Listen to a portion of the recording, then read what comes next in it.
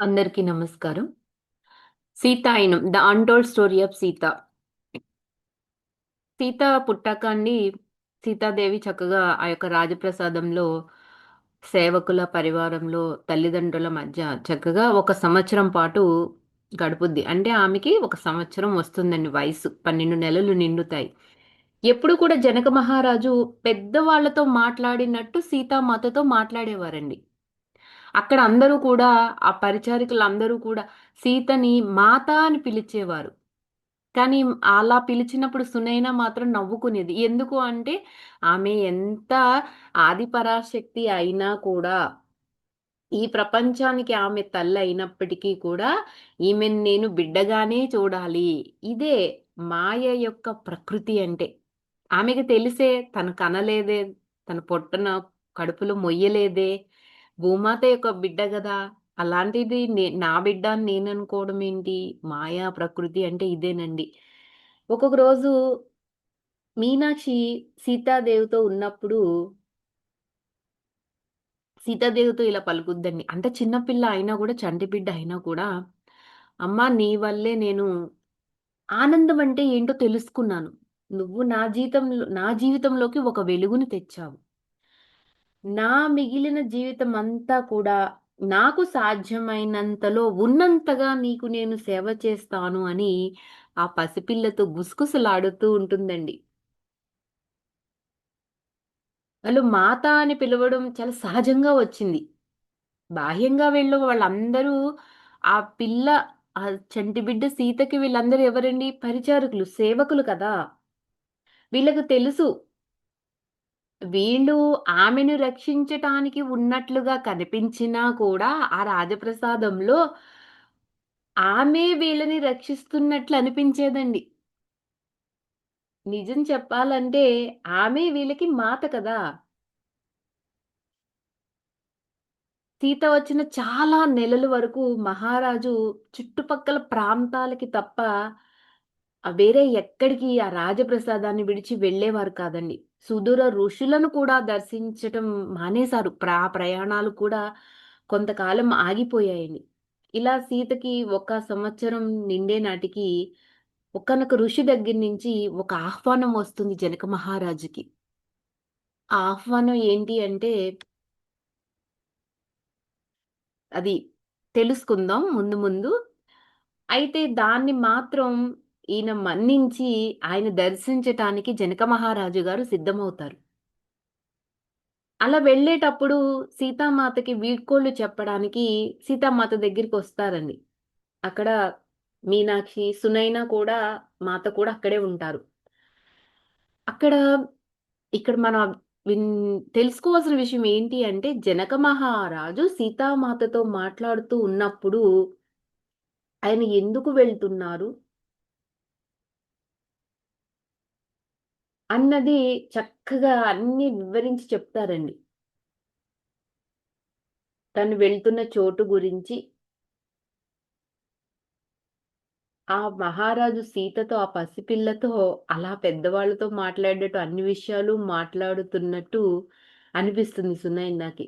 ఆయన అలా అన్నీ చెప్పాక, అక్కడ విశేషాలన్నీ చెప్పాక, ఆయన ఎందుకు వెళ్తున్నారు, ఎక్కడికి వెళ్తున్నారు, ఆ ప్రదేశం ఎలా ఉంటుందో చెప్పాక, సీతామాతకండి ఇంక సెలవు తీసుకోవటానికని పైకి లేస్తారు. లేచేటప్పటికి సీత ఏం చేస్తుంది అంటే 2 చేతులు ఇలా చాపుతుంది.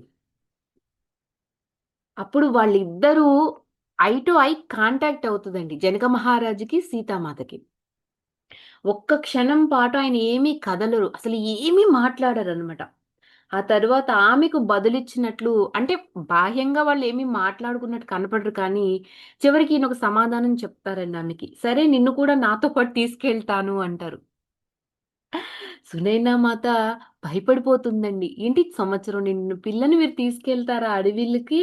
కానీ మహారాజు వద్దు అనబోయేటప్పటికి ఆమె పెదవుల మీద ఆయన వేళ్ళతో మాటల్ని బయటికి రానివ్వరండి. ఎందుకంటే ఆమె వస్తానంటుంది. నేను ఆమెను కాదు అనలేను. మీరొక్కరే ఆమెను జాగ్రత్తగా చూసుకోలేరు కదా మరి! నేనెంతో జాగ్రత్తగా చూసుకోగలను. ఆమెను చూసి ఆశ్రమంలోని ఋషులంతా కూడా ఎంతో ఆనందిస్తారని నేను ఖచ్చితంగా చెప్పగలను అంటారండి జనక మహారాజు.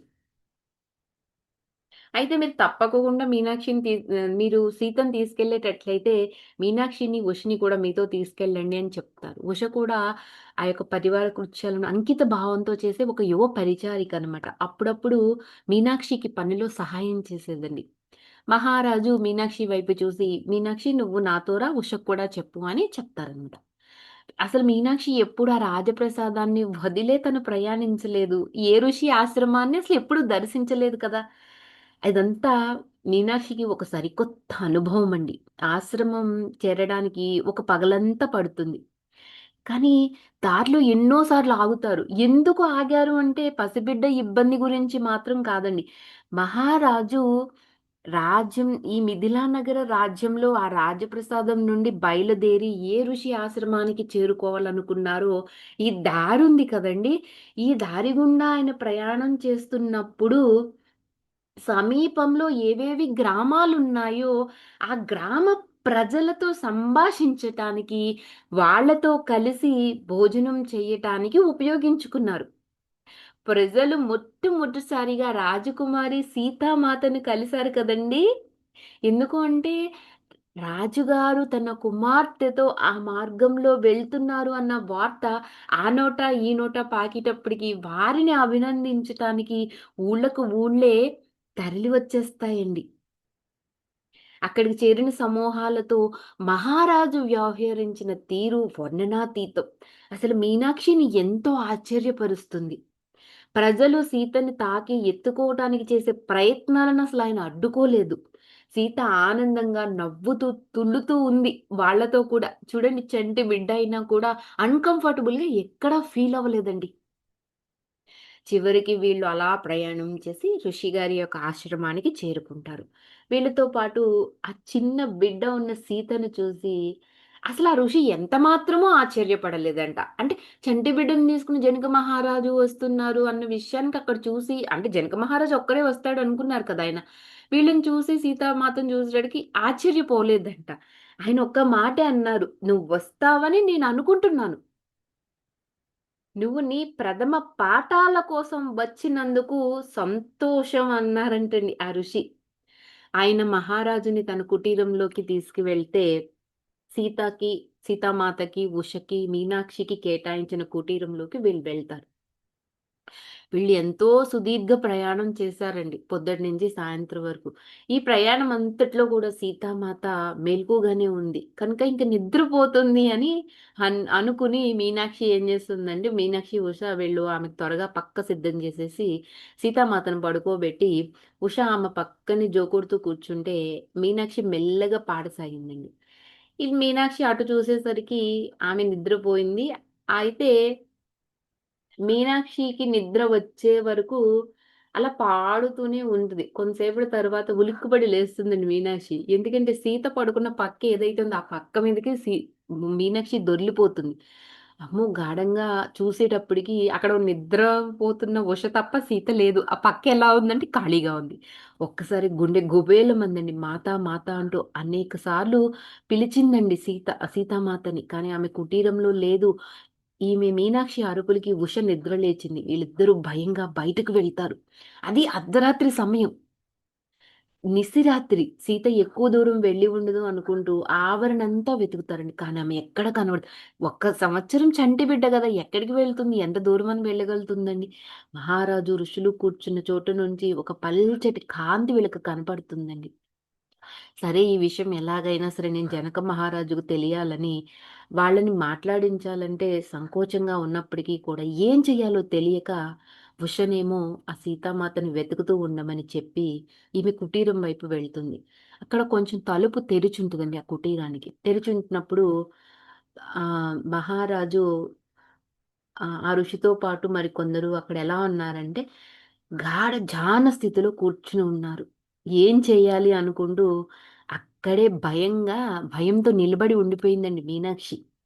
అలా ఉండిపోయేటప్పటికి మహారాజు మెల్లగా కళ్ళు తెరిచి గదిలో ఒక మూలకు వెళ్తారండి.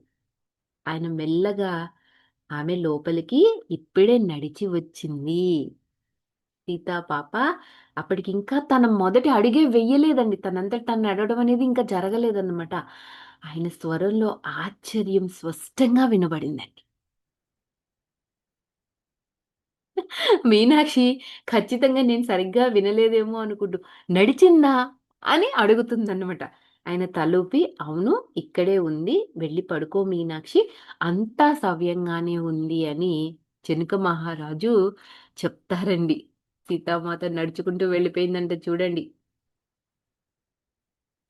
Thank you for watching. Like చేయండి, షేర్ చేయండి. మీ విలువైన అభిప్రాయాలన్నీ గూడా తెలియచేయండి.